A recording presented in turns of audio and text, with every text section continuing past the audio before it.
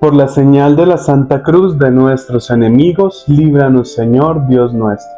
En el nombre del Padre, del Hijo, del Espíritu Santo. Amén. Lectura del Santo Evangelio según San Marcos. En aquel tiempo, mientras enseñaba en el templo, Jesús preguntó: ¿Cómo dicen los escribas que el Mesías es hijo de David? El mismo David, movido por el Espíritu Santo, dijo el Señor a mi Señor: siéntate a mi derecha, y haré de tus enemigos estrado de tus pies. Si el mismo David lo llama Señor, ¿cómo puede ser hijo suyo? Una muchedumbre numerosa le escuchaba a gusto. Palabra del Señor, gloria a ti, Señor Jesús. Para poder entender y comprender la reflexión del Evangelio del día de hoy, es importante que logremos unir el Antiguo Testamento con el Nuevo Testamento.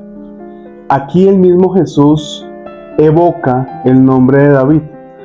El pueblo de Israel, pueblo escogido por Dios, pueblo que el mismo Dios sacó y liberó de Egipto, pueblo que Dios mismo acompañó en los 40 años en el desierto, donde les brindó alimentación, vestido, tenían hambre, les dio el maná, tendrían sed, les dio agua, se cansaron del maná, les dio golondrinas.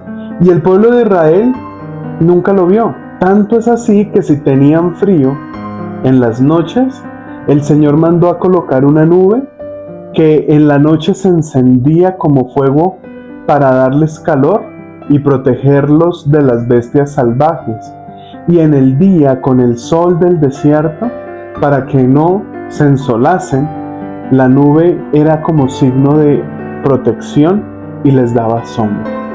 Entonces este pueblo de Israel, que ha pasado por exilios, ha pasado por sacerdotes, reyes, profetas, encontramos una unidad en el rey David, donde aquellos profetas decían que cuando venga el Mesías, el Emanuel, el Dios con nosotros, iba a ser descendiente de la estirpe de David. Y acá nos unimos a esta cita bíblica del Nuevo Testamento que encontramos en Mateo 1. Cuando tú abras tu Biblia, o si la puedes coger de una vez, toma, léela, y en Mateo 1 nos dice la genealogía de Jesús. Y arranca explicando la genealogía de Jesús desde el rey David hasta el padre adoptivo de Jesús, José. Entonces acá vemos un signo importante que desde el Antiguo Testamento ya se había profetizado de que el descendiente de David iba a ser el Emanuel, el Mesías. Y esto se evoca en la presencia, en la figura de Jesús. La Biblia no está escrita porque sí, o incluso no solamente se escribe para darle un sin contexto, sino más bien todos los documentos del Antiguo Testamento, de los libros y del Nuevo Testamento se configuran, están unidos. Y aquí lo vemos en la figura propiamente de Jesús como el Mesías esperado. Pero aquí es donde el Mesías que estaban esperando los escribas, los saduceos, no lo reconocieron en la figura de Jesús. Es donde el Espíritu Santo, por más revelación, por más milagros que hacía Jesús, no lo vieron en él. Creían que Jesús era solo un profeta y uno de los profetas grandes, por eso lo llamaban algunos maestros rabí. Pero ser el Emanuel, el enviado por Dios, no lo creyeron. Y más cuando Jesús comienza a dar estos signos de quien me ve a mí, ve a mi Padre. Es como si fueran a burlarse, como si Jesús estuviera burlando de la tradición judaica.